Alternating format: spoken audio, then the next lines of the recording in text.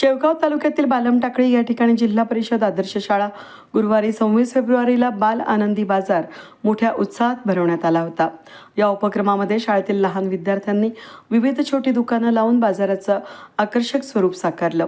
या बाजारामध्ये विद्यार्थ्यांनी घरगुती खाद्यपदार्थ, खेळणी, हस्तकला वस्तू, शैक्षणिक साहित्य या वस्तूंची विक्री केली। मुलांनी स्वतःच ग्राहकांना वस्तूंची माहिती देत खरेदी विक्रीची जबाबदारी पार पाडली। या माध्यमामधून विद्यार्थ्यांना व्यवहार ज्ञान, पैशाचे देवाणघेवाण, नफा तोटा यांचं प्राथमिक आर्थिक ज्ञान प्रत्यक्ष अनुभवातून मिळालं। बाल आनंदी बाजार या उपक्रमामुळे विद्यार्थ्यांमध्ये आत्मविश्वास वाढीस लागला असून संवाद कौशल्य आणि नियोजन क्षमता विकसित होण्यास मदत झाली।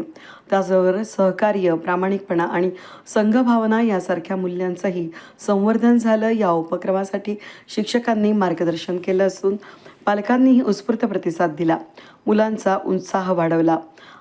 अशा शैक्षणिक उपक्रमांमुळे विद्यार्थ्यांच्या सर्वांगीण विकासाला चालना मिळत असल्याचं मत सरपंच डॉक्टर राम बामदळे यांनी यावेळी व्यक्त केलं। मधुकर पाटेकर, नवनाथ सोनवणे, डॉक्टर पुंडे, पालक, ग्रामस्थ, सर्व शिक्षक यावेळेस उपस्थित होते।